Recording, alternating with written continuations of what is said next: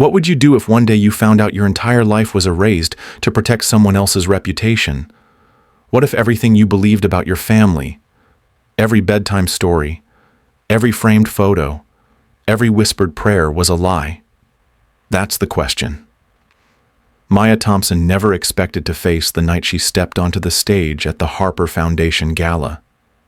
Dressed in midnight blue, her voice steady, but her hands trembling, she stared into the crowd of wealthy benefactors and board members and into the pale, stunned face of the man who had spent his entire life pretending she didn't exist. "Before we begin tonight," she said into the mic, "I need to tell you a story. Mine." The silence that followed was deafening, suffocating, almost reverent. People stopped mid-sip, turned in their seats. Cameras froze in the hands of journalists who had no idea they were about to witness the most scandalous moment in Harper family history. Maya's gaze locked with Richard Harper Sr., the founder, the philanthropist, the liar. And then she said the words that made every breath in the room catch. "My name is Carol Harper. I was born into this family, erased from its history, and tonight I'm reclaiming my name." Gasps rippled through the ballroom like shockwaves. Somewhere near the auction tables, Evelyn Harper, the woman who had birthed her, abandoned her, and spent 27 years choking on guilt, rose slowly to her feet. "She's telling the truth," Evelyn said, her voice hoarse but defiant. The room erupted. A security guard dropped his walkie. Richard stood paralyzed, and the Harper legacy, polished for decades, began to crack under the weight of a truth no one had dared to speak. But this isn't just a story about a lost daughter. It's about a war between silence and truth, about the price of keeping a family name clean at the cost of a child's life. And as Maya's voice filled that room, carrying 27 years of silence turned to fire, one thing became clear: the past was no longer buried.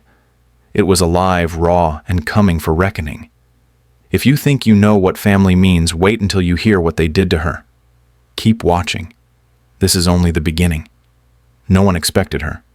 Not the guests sipping champagne in glittering gowns, not the board members exchanging pleasantries beside the silent auction displays, and certainly not Richard Harper Sr., the patriarch himself, who stood by the donor wall boasting the engraved names of 3 generations of Harpers, basking in the adulation that had always come so easily. The Harper Foundation Gala was the crown jewel of the city's social calendar, a carefully orchestrated ballet of wealth, influence, and legacy.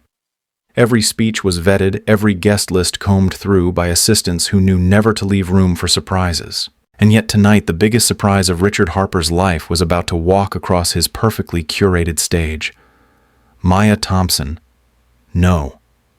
Carol Harper, though no one but one woman in that room would recognize her as such, stood just behind the curtain, fingers clenched around the note cards she didn't need.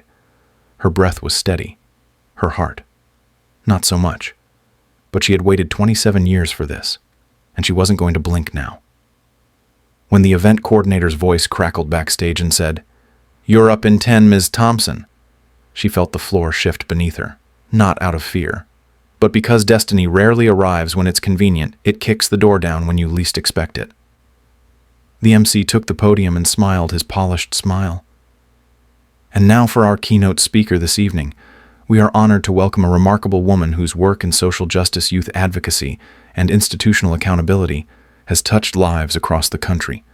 Please welcome Maya Thompson." Applause followed, polite, curious, a little uncertain. No one knew the name. Not yet.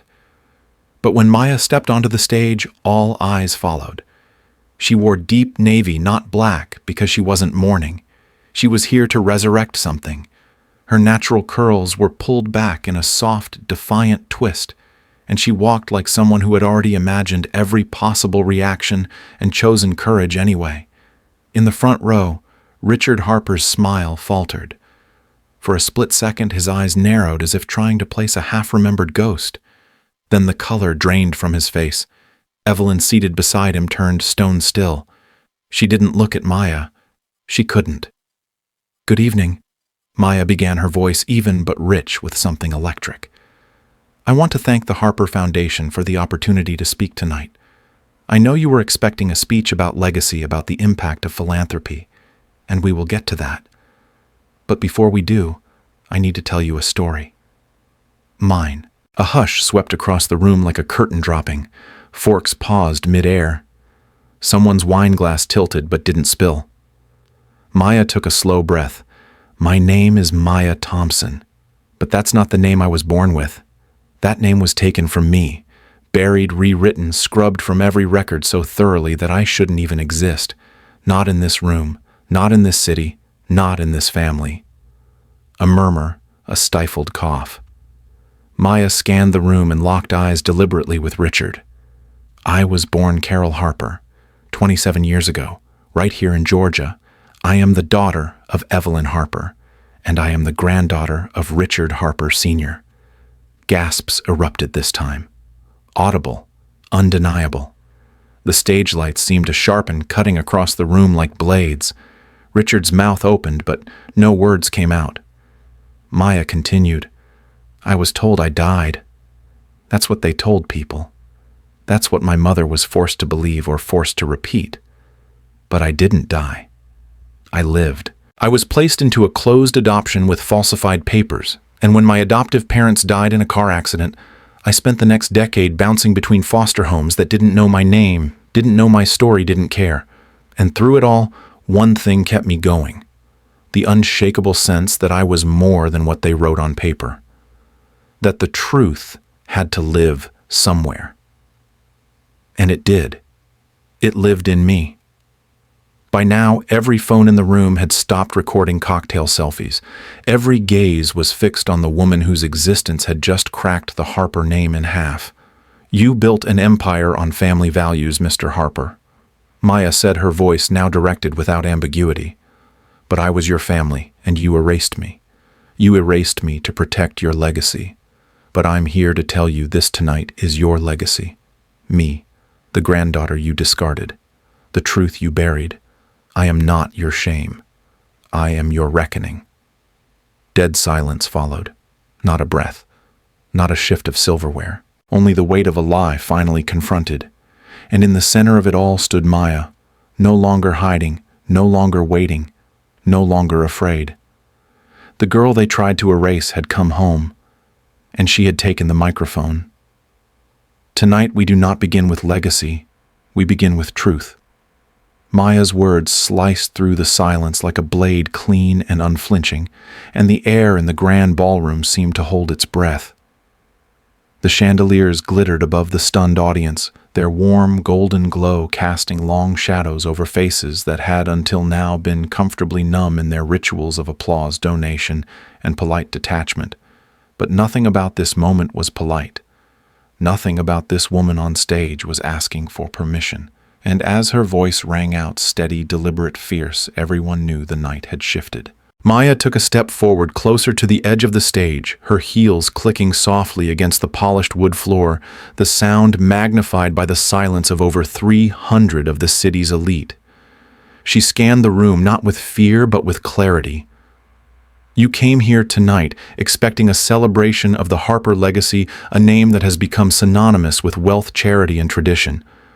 You expected polished speeches, smiling photographs, and maybe a generous check for your foundation or gallery or campaign. Her voice hardened. What you did not expect was me. A ripple of discomfort passed through the guests. Some shifted in their seats, others leaned forward, eyes wide, while a few glanced nervously toward Richard Harper Sr., who sat motionless, jaw-locked, a mask of composure slowly crumbling. Maya's gaze didn't leave him. Let me reintroduce myself. My name is Maya Thompson, but 27 years ago in a hospital not far from here, my birth name was Carol Harper. That's the name Evelyn Harper whispered into my ear just before I was taken from her arms, the name she never got to use again. Audible gasps echoed through the room. Evelyn, still seated in the front row, lowered her head, a hand clenched around her clutch so tightly her knuckles turned white. For most of my life, I didn't know the truth, Maya continued, because it had been buried, sanitized, and sealed, the way rich families bury things they don't want to explain. But truth doesn't die just because it's inconvenient. It waits. And when it rises, it is undeniable. She held up a small document in her hand, an original birth certificate yellowed at the edges bearing the names Evelyn Harper and an unnamed father. This is who I am. This is proof that I was born into the Harper bloodline. But what followed wasn't a fairy tale. It was a cover-up, a falsified death certificate bought with money and silence. A newborn girl declared dead so she would never return to claim her place. Murmurs turned to shocked outbursts now. Maya could see it in their faces, the conflict between disbelief and the irrefutable weight of the evidence in her hand. She could feel the room breaking open piece by piece. "My adoptive parents were good people," she said, voice softening slightly, "but they died when I was just a child. After that, I became a name on a file, a case number, a statistic in the foster care system. I didn't grow up in a mansion. I grew up watching other children get chosen while I was left behind. I didn't grow up with family portraits. I had court dates and emergency shelters. And all the while, the truth of who I was, who I am, was locked behind a lie that protected this man's image." She nodded directly toward Richard. "You didn't just erase me. You replaced me. You built a story around absence. But absence doesn't erase blood. And now the story you've spent your life telling is cracking." Her voice was rising now, not with anger, but with authority. "Because the truth is, legacy means nothing if it's built on erasure. Generosity means nothing when it's built on the backs of discarded children. And family values, they're just hypocrisy when they're only applied to the children you choose to keep." She paused, letting the words settle, letting them sting, letting them matter. "I didn't come here tonight for vengeance," she said finally, her voice lowering raw now. "I came here to break the silence. Because silence is the currency of shame. And I will not carry that shame for another second. It does not belong to me." Maya took one last look at the room, the trembling wine glasses, the uncertain faces, the woman who had once been her mother sitting frozen in pain, and the man who had rewritten history now sitting in its shadow. "Tonight we do not begin with legacy," she repeated, quieter but more powerful than before. "We begin with truth. Because the only legacy worth preserving is the one that has the courage to look itself in the mirror." And with that, Maya folded the document and stepped back from the microphone, not waiting for applause, not expecting validation. She had done what she came to do, and the room, suddenly smaller, heavier, forever changed, knew they had just witnessed the beginning of a reckoning they could never unhear, never undo. The words left Maya's mouth like a confession, and a challenge wrapped into one breathless truth. "My name is Carol Harper." The room didn't stir at first, frozen in a collective moment of stunned denial, until, like a wave breaking over brittle stone, the reaction rippled outward. Gasps burst from the audience. A crystal wine glass slipped from someone's hand and shattered against the marble. Somewhere, a reporter's pen stopped mid-sentence, and at the center of it all stood Maya, unmoving, unafraid, her voice steady despite the storm she had just unleashed. "Yes," she continued, her eyes fixed, not on the crowd, but on Richard Harper Sr. "I am the child who was erased from your family tree. I am the daughter whose name was scrubbed from birth records, whose death certificate was forged before I'd even taken my first steps. I am the Harper heir you pretended never existed." The silence that followed was suffocating. Richard's expression didn't change, but the tension in his jaw betrayed him. His knuckles whitened against the arms of his chair. His wife, Evelyn, looked as though she had been turned to stone. And yet Maya pressed on. For 27 years, the Harper family has paraded itself as a beacon of integrity and philanthropy, the family of ideals, the family that gives back. But I am the secret they buried, the living proof that their legacy was never about love. It was about control. She reached into the folio at her side and lifted out a photograph, a faded picture of a newborn baby wrapped in a pink hospital blanket, eyes squinting against the light of the world. "This is me. The baby Evelyn Harper gave birth to in March of 1998. For 47 minutes she held me. She named me Carol. Then I was taken away." The photograph passed between trembling hands in the front row. No one dared speak. Maya's voice softened, but her words sharpened. "The story the Harpers told the world was that I died. Complications during birth, they said. But the truth is simpler and far uglier. I was born the wrong color. I didn't fit the picture. So they erased me. Her eyes swept the room now, locking with anyone brave enough to look her way. But a child does not disappear because it's convenient. A daughter does not cease to exist because her existence makes people uncomfortable. And I did not spend 2 decades surviving navigating the foster system, living with the ache of abandonment, questioning my worth just to stay silent when the truth could finally be spoken. A whisper of pain crept into her voice now, a flash of vulnerability that made the truth burn even brighter. I didn't come here to destroy the Harper name, she said, looking again at Richard. I came here to reclaim mine. And with that, she folded the photograph, set it down before the stunned board of trustees, and took a step back, not as Maya Thompson, the invited speaker, but as Carol Harper, the daughter they tried to erase, and the woman they would never silence again. For a long, breathless moment, no one moved. Maya Carroll stood before them like a storm made flesh, her presence undeniable, her truth a flame that refused to be smothered. The room sat paralyzed, trapped between disbelief and dawning clarity. Then from the front row a sound shattered the silence, not a cry, not a gasp, but the soft scrape of a chair being pushed back. All heads turned. Evelyn Harper, elegant and ghost-pale, rose to her feet. Her posture was fragile but resolute, and for the first time in years, the carefully composed Harper matriarch looked unscripted, undone. Her hand trembled as it moved to her chest, resting just above her heart, like it needed help staying in place. Her eyes locked with Maya's, not Maya, no Carol, and whatever distance had once stretched between them, forged by time, by shame, by silence, seemed to narrow into something unbearably intimate. Evelyn took one step forward, then another, and the sound of her heels echoed through the ballroom like the toll of an old bell signaling the end of a lie. She reached the edge of the stage and turned slowly to face the crowd. Her voice, when it came, was low, raw, with years of suppression cracking open. She's telling the truth. The room gasped. Her name! Evelyn's voice caught in her throat. She swallowed hard, then steadied herself. Her name is Carol. Carol Harper. She is my daughter. There was no dramatic flourish, no weeping collapse. Just the kind of devastating truth that required no theatrics to break a room open. A few people in the audience audibly whispered, "Oh my God." Others looked to Richard Harper Sr., who now sat perfectly still like a man watching a cathedral collapse around him and realizing he'd laid every brick. I gave birth to her 27 years ago in a private hospital on the edge of town. Evelyn continued, her voice gaining strength. She was perfect, tiny, beautiful. And I named her Carol because I wanted her to carry a name that sounded like music. She closed her eyes for a brief second, the weight of memory pressing down. But I wasn't allowed to keep her.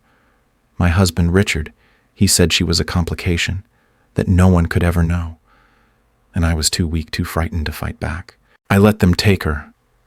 I let them bury her name. Her voice broke, but she pressed on. For years I told myself she was gone, that it was better that way. That the life I'd been allowed to keep, this life of gowns and galas, was enough to justify the one I'd lost. But it never was. There has never been a day I haven't thought of her. Never a night I haven't woken from dreams of her face. She turned slowly toward her daughter, tears glistening in her eyes. And now she's here. And she's brave. And she's whole. And I'm done lying. The applause didn't come immediately. It couldn't. The weight of the moment was too thick, too sacred. In the corner, a cameraman lowered his lens, overcome. A trustee covered his face with both hands. And on stage, Maya Carroll stood stunned as Evelyn reached out with trembling fingers and whispered just loud enough for her to hear, "I'm so sorry, my girl." And just like that, the lie that had stretched over 2 decades cracked, and for the first time, truth poured in like light. Evelyn didn't speak again for several seconds, but the way her eyes darkened told everyone in the room that she had drifted not away from the moment, but deeper into it, back into a memory so sharp it could still bleed. When she opened her mouth again, her voice was softer now, almost hollow, as if pulled from the marrow of something she'd buried long ago. "I was 20, she said, and pregnant, and terrified."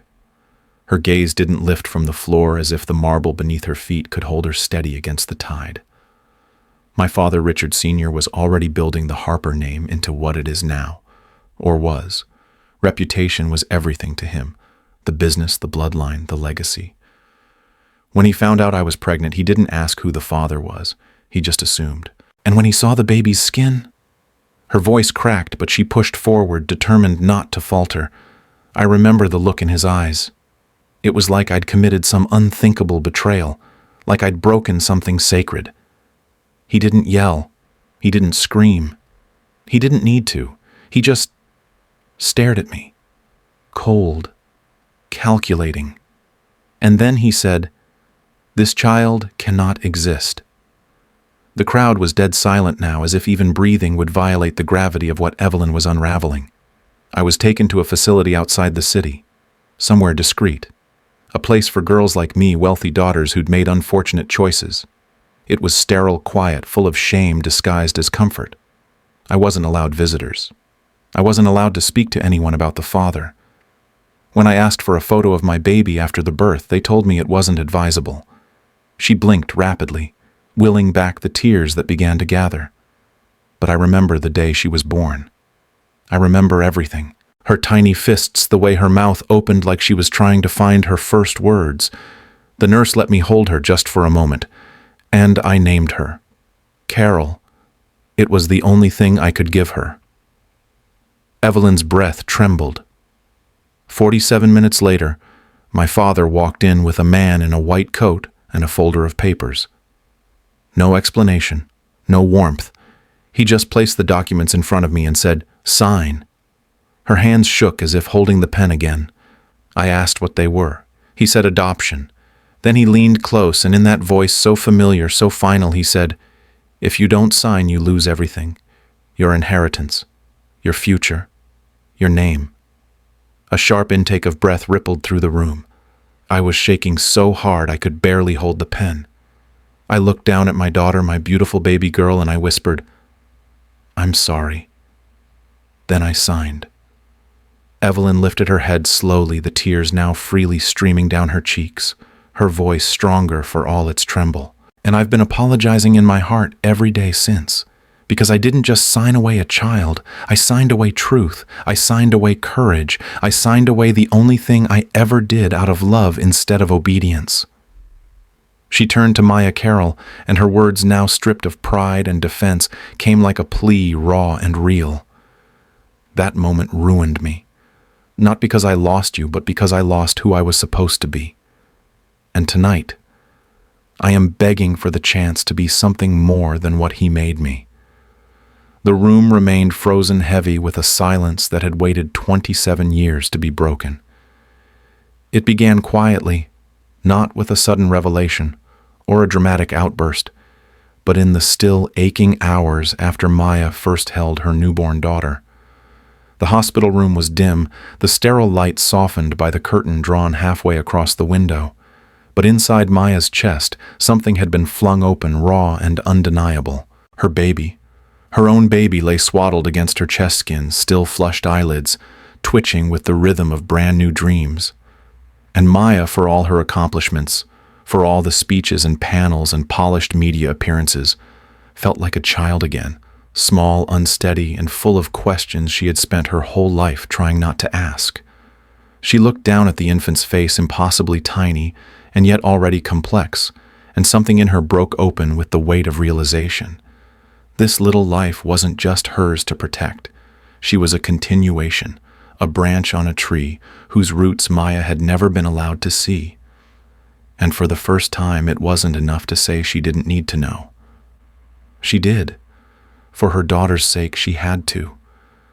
Because how could she teach this child who she was, where she came from, what strength lived in her blood, if Maya herself didn't even know the shape of that inheritance? Love wasn't just about providing, it was about truth. And Maya had none. Her entire origin had been smudged out like a clerical error, boxed up and forgotten, denied by people whose names she didn't even know. She knew she had been adopted. The Donalds, good-hearted and devoted, had told her as much before the accident. But they never had answers to the questions that formed like shadows around the edges of Maya's childhood. Why was there no hospital record? Why had the adoption file been half redacted with names blacked out like a national secret? And why had her own skin tone so different from her white adoptive parents been treated like a question no one dared ask aloud? For most of her life, she'd let those questions sit in silence, hidden behind academic success and the armor of professional decorum. But now, with a daughter in her arms and her own reflection staring back at her in those deep brown eyes, Maya felt a shift. This child would grow up with answers. She would never be made to feel like a mystery to herself. She would know the truth about her mother, her bloodline, and the love that fought to reclaim what history tried to erase. Maya had always believed in legacy, as something we built forward. But in that quiet moment, she realized it also meant reaching back, digging into the silence, the shame, the buried truths, and dragging them into the light, no matter how painful. She would not pass down a lineage of erasure, and so with her daughter sleeping peacefully against her chest, Maya made a vow not just to protect, but to uncover.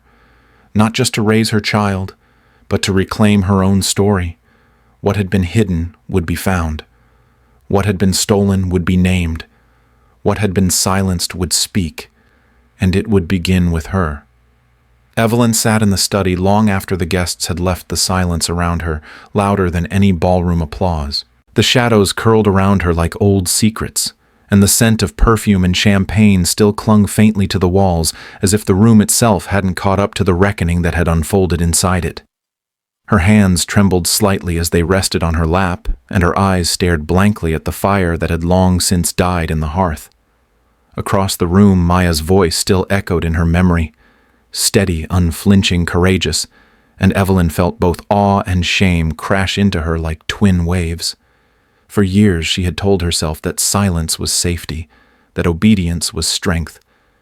She had learned early what happened to women who defied Richard Harper Sr. They were erased, their futures rewritten before they even knew they had a say. But Evelyn had known. She had known, and she had complied. And that truth lived in her bones like a sickness. I lived in a lie, she whispered into the stillness, unsure whether she was speaking to herself or to the ghost of her father who still seemed to haunt every corner of this house. Not just near it. I lived in it. I slept in it. I breathed it in like air.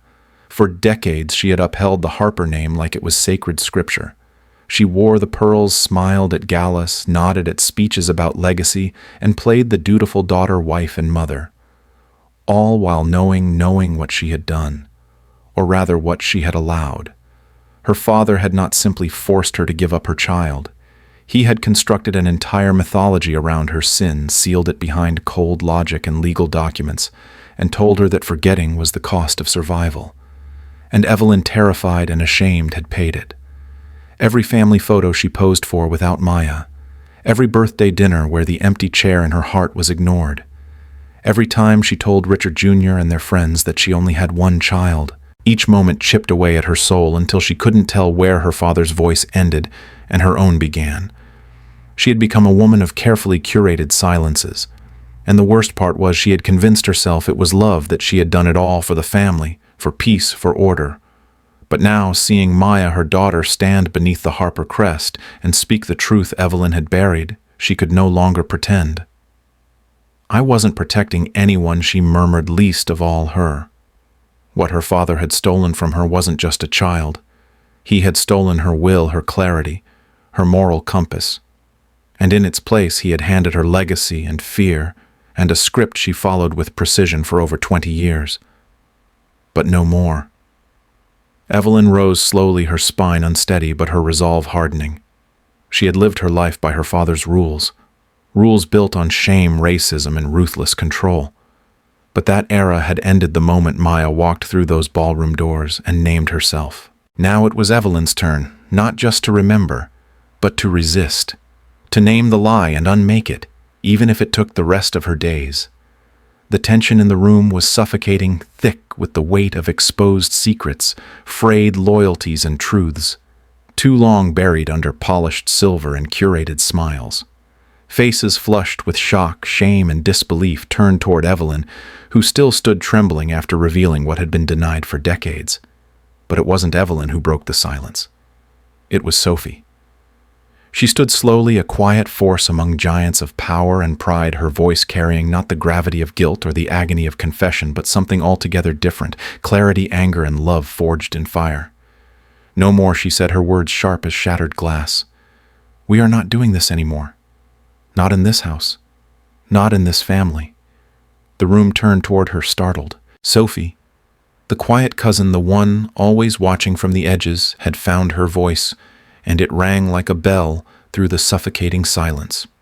Do you all hear yourselves? She continued, eyes scanning the room. We've spent our lives pretending this family is a symbol of strength and success, but all we've done is preserve a lie so fragile it shattered the second someone brave enough stood in the light and told the truth. She turned toward Richard Jr., then to the others, older uncles, board members, wives, cousins whose expressions ranged from blank to ashamed. This silence, Sophie said. Her voice rising, this toxic silence, it's the real inheritance we've passed down. Not wealth, not legacy, not even tradition. Just fear wrapped in respectability. Just silence so deep it swallowed a child whole. She looked toward Maya, her voice softening but gaining strength. She was erased, not just ignored. Erased. A living human being scrubbed from existence so the rest of us could keep dressing up for galas and clinking champagne glasses under portraits of men who built their power on other people's pain. Her eyes welled, but she didn't waver. And the worst part is, we let it happen. We called it loyalty. We called it protecting the family. But it was cowardice. Every time we looked away. Every time we bit our tongues at something racist or cruel. Every time we prioritized image over humanity. We became accomplices. Her voice cracked, but she pressed on. You want to talk about legacy? Then let this be the moment we change what that word means. Let's stop worshiping silence as if it's a virtue. Silence is not noble. Silence is how abusers thrive. Silence is how history repeats itself. Silence is what kept Maya from her mother, her truth, her place in this family. She looked toward Evelyn, then Maya, and then out at the room again, a tremor in her voice turning into steel. I will not raise my children in this rot. I will not carry these lies another step forward. So I'm done pretending. I am choosing truth. I am choosing repair. I am choosing her. And with that, she stepped forward across the room and stood beside Maya, not in pity, not in apology, but in solidarity. And in that moment, the Harper family's silence was broken, not by scandal, not by strategy, but by a voice that refused to be quiet 1 second longer. Detective Lynn Nguyen arrived at the Harper estate just after dawn, her navy trench coat flaring in the crisp morning wind, a leather folder tucked under her arm like a quiet threat. She did not knock. The gates had already been opened by the house staff who had received the state-issued summons at 5:42 a.m. sharp. Harper Manor, long revered as a bastion of Southern aristocracy, now felt less like a fortress and more like a crime scene in the making. Lynn's boots echoed against the marble as she stepped into the foyer, greeted not by Richard Harper Sr., the man whose name was engraved in cornerstones across the state, but by his wife Lorraine, whose lips were pale and pressed into a nervous line. He's in the study, Lorraine said, voice barely above a whisper. He's expecting you. Lynn offered no reply. She was already moving. The study door was ajar. Richard Sr. stood behind his enormous mahogany desk, straightening a stack of legal documents with an air of defiance that felt both performative and desperate. Detective Nguyen, he said smoothly, as if he were welcoming an old business associate. I assume you're here on behalf of the district attorney's office? Lynn didn't sit. She remained standing, opening her folder and sliding a copy of the warrant across the desk. Mr. Harper. She began, her voice low and calm, but edged with something steely. You are now the subject of a criminal investigation pertaining to the falsification of government records, specifically the fabrication of a death certificate, the concealment of a live birth, and the obstruction of a citizen's legal identity. Richard's jaw tightened. Those are serious allegations. Lynn met his gaze without flinching. They are facts. We're beyond allegations. Your signature appears on multiple documents that led to the unlawful erasure of Carol Evelyn Harper, currently known as Maya Thompson, from all official records, beginning with a falsified death certificate issued 28 years ago and ending with a series of sealed agreements orchestrated to ensure she could never trace her origins. He scoffed. I was protecting my family. From what Lynn asked sharply. From the consequences of your own racism, from public knowledge that your daughter gave birth to a mixed-race child you considered unworthy of the Harper name. Silence. Lynn's tone sharpened. You paid a medical professional, Dr. Henry Wilkes, $60,000 to declare Carol deceased within 24 hours of her birth. You then arranged for the child to be transferred without legal adoption procedures to a family in another state under the name Anna Davis, while simultaneously listing her as deceased in all Harper medical and estate records. You engineered a complete erasure of a living citizen. Richard's face darkened. Those documents were sealed. Lynn raised an eyebrow. And that's the part that interests us most. Sealing official records to prevent detection is one thing. Paying off state employees to destroy copies, altering public birth registries, and using your family's foundation to move hush money through charitable fronts, those are federal crimes. Crimes that carry prison sentences. There was a pause. The grandeur of the room, the towering bookshelves, oil portraits, leather-bound first editions seemed to collapse under the weight of Lynn's words. Richard reached for a glass of water, but his hand shook slightly. Lynn didn't stop. You didn't just erase Carol Harper. You condemned a child to a life in the foster system.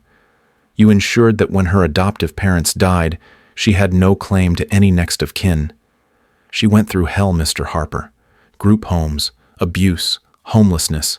Also, you could protect a last name written in granite but stained in blood. Richard's voice broke the stillness like a blade. She was a mistake. Lynn leaned in, voice cutting. No, you were the mistake. And now it's time to answer for it. She stepped back and handed him a second document, this one stamped with the emblem of the Department of Justice. You are hereby ordered to surrender all family records, trust documents, medical files, and personal correspondences related to Carol Harper, Evelyn Harper, and any legal representatives who handled the falsified documents. Richard didn't take it. Lynn dropped it on the desk. Footsteps approached the heavy tread of state agents arriving to begin the formal collection. As the door opened, revealing two uniformed officers, Richard looked around his empire and saw the truth for what it was. Not a kingdom, but a cage built on lies. Lynn turned to leave, but stopped at the doorway. One last thing, Mr. Harper, she said. There's a hearing scheduled for next Thursday to determine whether federal charges should be filed under Section 241 Conspiracy Against Rights. You didn't just destroy a record, you destroyed a life. And the law has finally caught up. And with that, she disappeared into the hallway, leaving Richard Harper Sr. to drown in the silence he had spent a lifetime enforcing. Evelyn Harper stood slowly, her gloved hands trembling just slightly, as she approached the podium in the Harper Foundation's press room, now unrecognizable beneath the glare of reporters' lights and the mounting tension. Cameras clicked like gunfire, and the silence that settled across the room was electric, almost reverent. For decades, Evelyn had been the quiet matriarch, the elegant woman in pearls, who spoke in curated sentences and upheld her husband's image like a crown of duty. But tonight, something had broken. Something had shifted. The truth long buried had clawed its way up through the floorboards of her life, and there would be no burying it again. She glanced down at the prepared statement her attorney had written, then set it aside. This had to come from her, not sanitized, not legal, not rehearsed. Real. My name is Evelyn Harper. She began, her voice thin at first, but gaining strength with every word. And tonight I am standing not as the wife of Richard Harper, nor as the chair of any board, or the patron of any legacy, but as a mother. The words seemed to echo off the polished walls like a confession. A mother to a daughter named Carol Evelyn Harper. A daughter the world was told had died the day she was born. A daughter whose name was erased, whose life was stolen, and whose truth was smothered under the weight of a lie, one I was forced to carry for 30 years. There was a collective inhale in the room, as if the entire audience had forgotten to breathe. My daughter Evelyn continued. was not stillborn. She was not deformed or sick or cursed, as I was led to believe by the man I trusted most. She was perfect. She was beautiful. And I held her in my arms briefly before she was taken from me. Her hands curled into fists, the memory of it still visceral. They told me she would go to a better family, that it was for the best, that someone else would love her in ways I could not. But I learned the truth much later. That no adoption ever took place. That my father, Richard Harper, had forged a death certificate and paid a doctor to declare my baby girl dead. That he fabricated hospital records. That he made Carol disappear to protect what he called the purity of our name. Evelyn's voice began to crack, but she did not stop. He called her a stain. He said she would destroy everything we had built, all because her skin did not match the portraits on these walls. Because her father, Daniel Owens, the man I loved more than I ever loved anyone in this cursed house, was black. For that sin, for loving someone I was told I could never love, he punished not just me, but a helpless newborn child. And for 30 years, I let him. She looked straight into the cameras now. I let him. The admission was heavy raw. I didn't know everything, not then. But I knew enough. I knew something was wrong. I knew the timelines didn't add up, that no adoption paperwork was ever shared with me, that my baby vanished without a trace. But I was young and scared and raised to believe that obedience was a virtue. I was raised to believe that fathers were gods and mothers were martyrs. And so I obeyed. I swallowed the lie and served the image. Her shoulders squared voice iron now, but lies rot everything they touch. And this one has festered long enough. My daughter Carol, who now goes by Maya, did not die. She was not placed with a loving family. She was stolen, erased, and left to survive a childhood of displacement, of state care, of hunger and heartbreak. She lived and she suffered all while I hosted galas in her memory and placed roses on an empty grave. Gasps spread across the room, but Evelyn didn't pause. The man you've all revered as a philanthropist, a patriarch, a legend of the South, he is a fraud. He paid to have a baby disappeared because he could not stomach the idea that his legacy might look different than he planned. He destroyed hospital files. He used foundation money to cover the doctor's tracks. He falsified records and blackmailed staff. He looked me in the eyes and said, "It's done. She's gone. Be grateful." Tears slipped down her cheeks, but her voice did not falter. I am not grateful. I am haunted. Every birthday I thought of her. Every Christmas I left an extra place at the table in my mind. And now I know she was out there needing me, wondering why I didn't fight. Evelyn turned, then locking eyes with the press corps, the board members, the staff, and her husband, who stood frozen like a statue just beyond the lights. So let me be clear. I am no longer complicit. I am no longer silent. I stand with my daughter, and I will testify before the board, before the courts, before God and country, that Richard Harper Sr. orchestrated the theft of her identity, that he forged documents, and that he shattered not just one life, but a lineage. The Harper name may survive this storm, but it will never again stand uncontested. The truth has come home, and its name is Maya. She stepped back from the podium, her chest heaving, not with shame, but release. For the first time in 30 years, Evelyn Harper felt clean, and from the back of the room, a young woman with Maya's eyes nodded, not in triumph, but in understanding. The reckoning had begun. The chaos had ebbed, at least for now, and in its wake came a silence so full, it felt sacred. Maya sat on the worn brick steps of the Harper estate, barefoot elbows resting on her knees, her eyes trailing the golden hues melting into the horizon. The air was soft, the kind that held the hush of late spring where even the breeze seemed to know it should tread gently. Beside her, Evelyn Harper lowered herself slowly, careful not to spill the 2 mugs of tea in her hands. She handed one to Maya with a quiet glance, unsure if it would be accepted. It was. On Maya's other side, Sophie flopped down cross-legged, her presence as casual and natural as sunlight. For a while, no one spoke. It wasn't awkward. It was reverent, a communion of breath and memory and pain, laced with something new and tentative calm. Maya watched the wind play with the trees. listened to the rustle of leaves that had once formed the backdrop of a childhood she had never lived.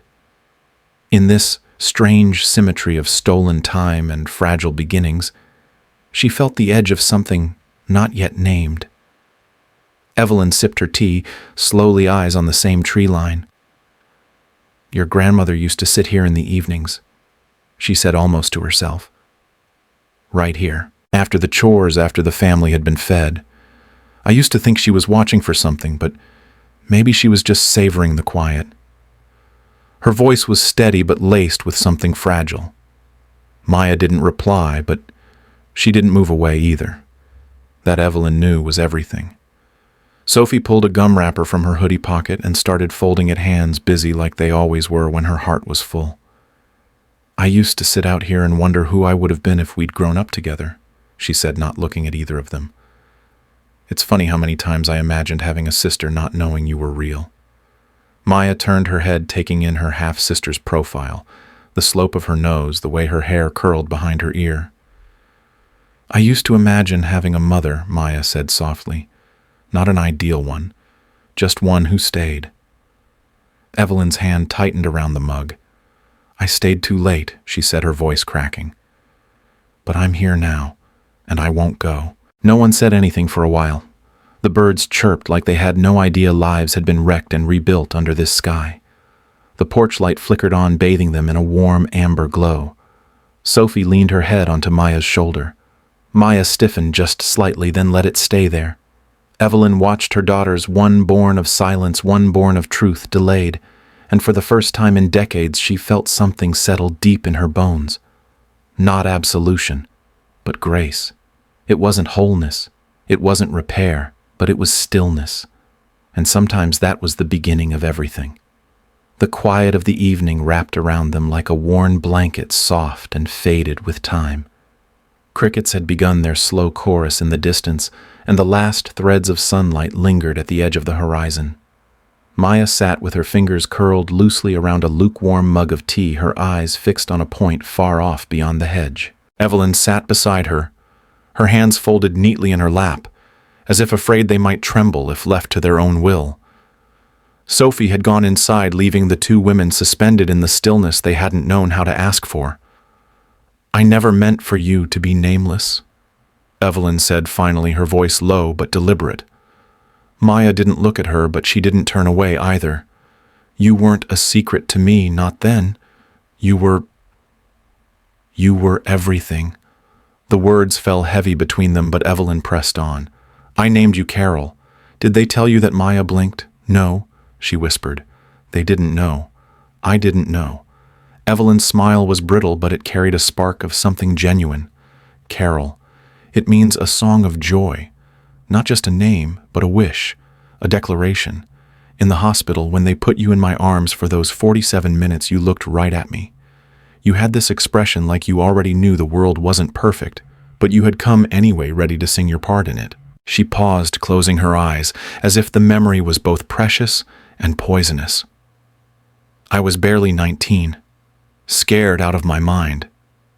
But when I whispered that name to you, I meant it. I wanted your life to be full of music and light and laughter.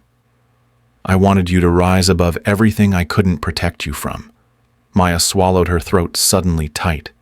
"And then you let them erase it," she said, not as accusation, but as plain truth. Evelyn flinched, but nodded. "Yes, I let them take you.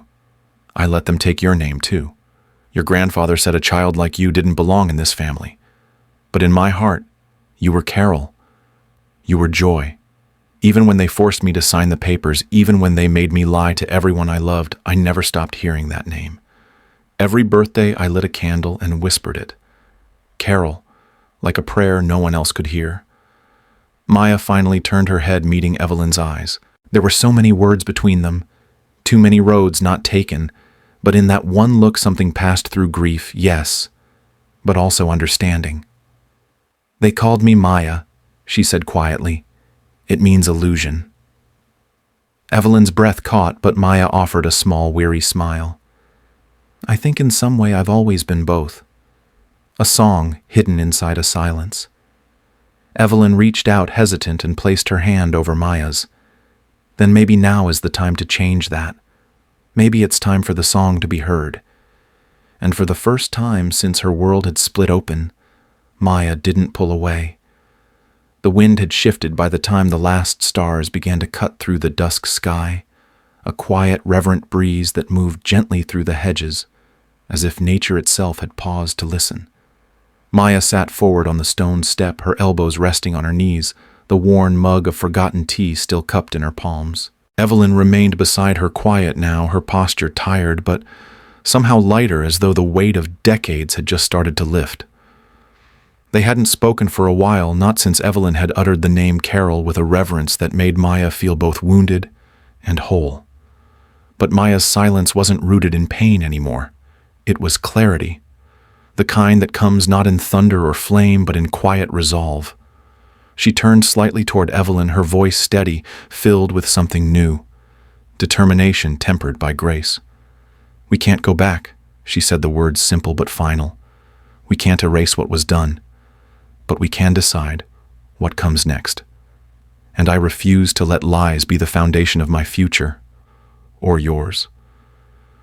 Evelyn looked at her, a flicker of fear behind her eyes. "But the Harper name, your grandfather's reach, it's long. His influence isn't just money. It's control, perception, legacy."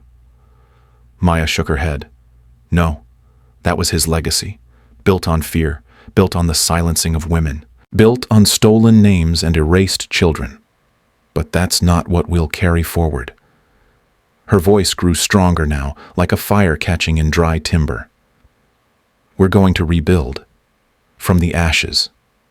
Not with polished narratives or curated myths, but with the truth. Uncomfortable, unvarnished, raw truth." Evelyn's lips parted, but no sound came. Maya leaned in, locking eyes with the woman who had given her life, and then under pressure had let that life be stolen. We don't owe anyone perfection. What we owe is honesty. We owe it to every girl who's been told her existence is an inconvenience. We owe it to every mother who's been forced to choose silence over resistance. We owe it to Sophie, to the next generation. They deserve a family that fights for truth, not one that hides behind it. Evelyn's eyes brimmed with tears, but this time they weren't tears of regret. They were something closer to awe. "You sound just like her," she whispered. "Like the Carol I once imagined you would grow up to be." Maya nodded, a quiet smile tugging at her lips. "Maybe I am. Maybe I'm Maya and Carol both. But more than anything, I'm done letting fear write our story." She stood then, stretching her back, the stars overhead reflecting in her dark eyes like fragments of a new beginning. "So let's start rebuilding, brick by brick, memory by memory, not with denial and image, but with courage and truth." Evelyn rose beside her, her hand slipping into Maya's without hesitation. And in that simple, powerful act of joining hands, the past lost a little more of its power. The house behind them stood still, heavy with ghosts, but beneath their feet something had shifted. Something had finally begun. The late afternoon sun spilled golden light across the front of the renovated building, its brick exterior freshly painted in warm hues of cream and blue, the large sign above the doors gleaming with quiet promise, "Harbor Light, a refuge for every child." The crowd gathered on the sidewalk buzzed with anticipation, a mix of donors, city officials, journalists, and volunteers, but at the center of it all stood Maya Thompson, no longer hidden, no longer afraid.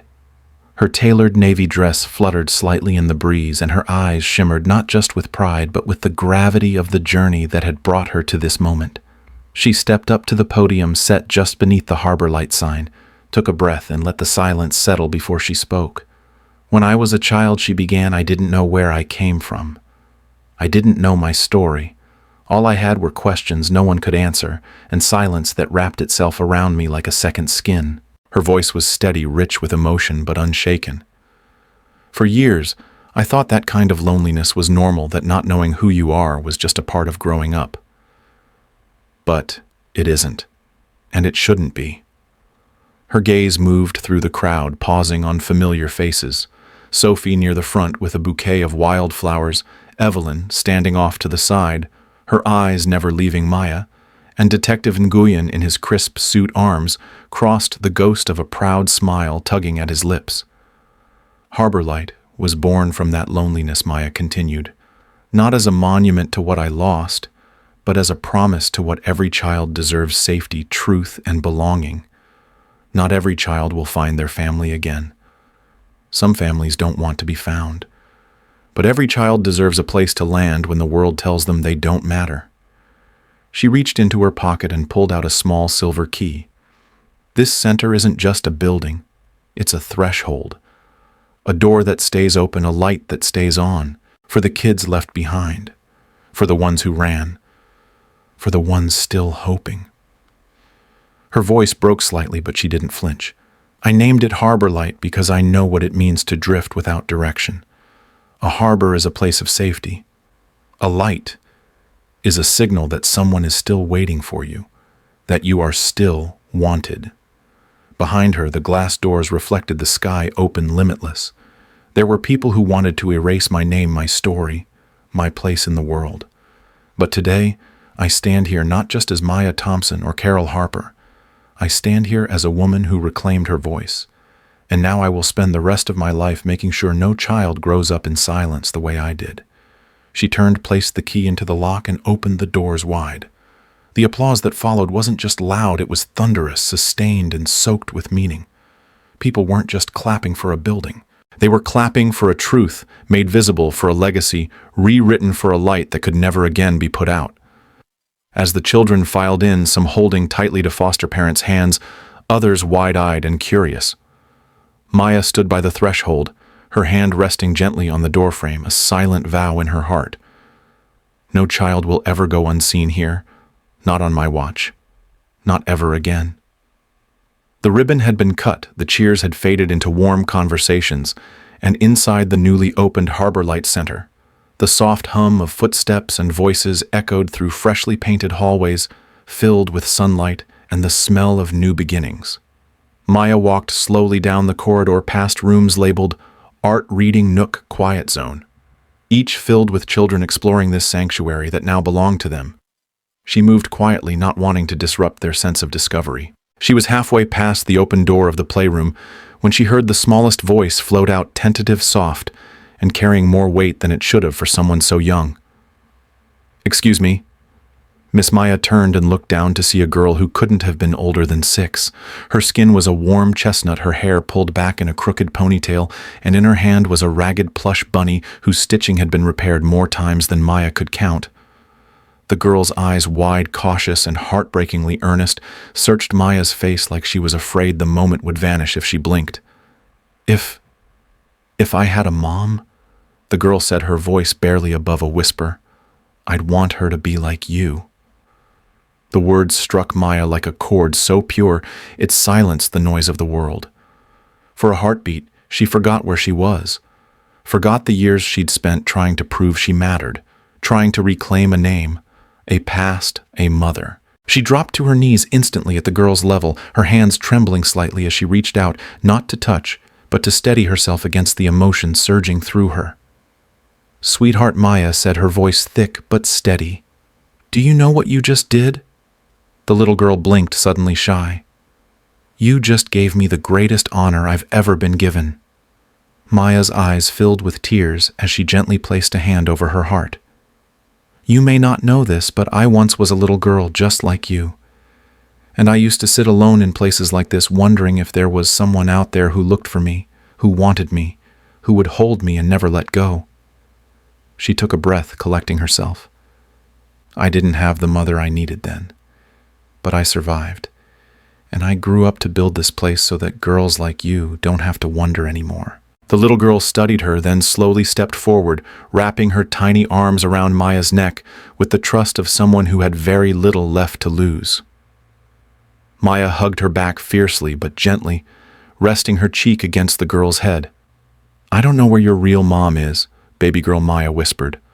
"But while you're here, you have all of me. You have all of us. And you will never have to prove you're worthy of love. You already are." When the girl finally pulled back, She smiled, a small, shy thing, but it bloomed on her face like sunrise. "Promise?" she asked. Maya held out her pinky. "Promise? Harbor Light was built for you, and this world gets a little better every time someone like you believes they deserve the love they've always been waiting for." As the girl skipped off toward a reading circle, Maya stood slowly wiping her eyes. That single sentence from that brave little heart echoed in her chest, louder than applause, louder than any headline. "If I had a mom, I'd want her to be like you." It was everything Maya had ever fought for, reduced to one pure moment of recognition, and it told her that finally, she was home. Maya voiceover. "The past doesn't define you, but truth can set you free." The camera would glide slowly across the Harbor Light Center in the golden hue of late afternoon, catching glimpses of children laughing in the courtyard, staff members guiding a group into the music room, and volunteers painting a new mural on the back wall where a lighthouse beams light over stormy seas. It wasn't just a building anymore. It was a promise. And Maya's voice, calm but steady, layered over the scene like a thread of clarity through the storm, carried the weight of someone who had once been lost in silence, and now spoke with the quiet power of having reclaimed her voice. "For years I believed I was a shadow, a girl erased from history, rewritten out of love, lineage, and legacy. I wore the lies like skin-tight, suffocating, but invisible to everyone else. I let them define me. The lies others told to protect their name, to preserve their illusion, to hide their shame." The screen would shift to an image of Evelyn sitting quietly beside a young boy, reading, her hand resting lightly on his shoulder as he leaned into her presence without a word. There was tenderness there, a mother's instinct, long buried, now unearthed and finally free to breathe. Maya's voice would continue, but the truth, it was always there waiting. Truth doesn't shout. It waits, patiently. It waits for courage. And when it's finally spoken, it doesn't shatter us. It reveals us. The cracks become maps. The silence becomes a song. The montage would grow more vibrant. Sophie laughing as she helps a teenager arrange flowers for the common room. Adrian, once a stranger to all of this, now helping with paperwork at the front desk, occasionally glancing at a photo of Maya and Evelyn pinned to the bulletin board. Debbie handing out snacks while reminding the kids of their tutoring schedule. The Harper name, once a fortress of denial, was now building something real. They said the past was unchangeable, but I know now what cannot be undone can still be healed. The child I was, Carol Harper, she didn't vanish. She was buried beneath expectation, fear, and erasure. But she clawed her way back, through every locked door, through every falsified record, through every no dressed as protection. The camera would shift again to Maya standing in the window of her office looking out across the courtyard. She wasn't wearing anything extravagant, just a simple blue blouse and a pendant Evelyn had given her the day after the gala, a carved stone heart.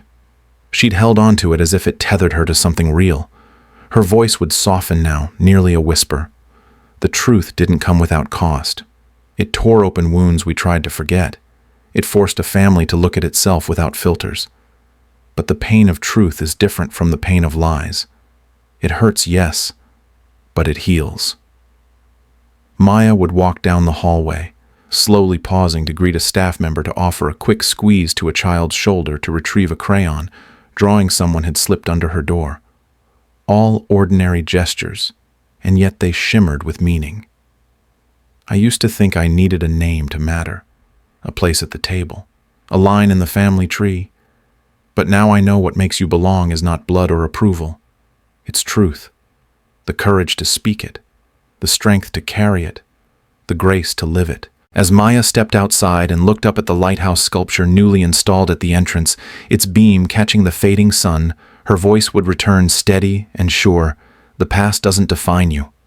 But truth is the key, and once you speak it, no one can ever silence you again. The final image would freeze on her standing tall beneath the Harbor Light sign, a woman who had walked through fire not to destroy a legacy, but to rebuild one on truth, on love, and on light.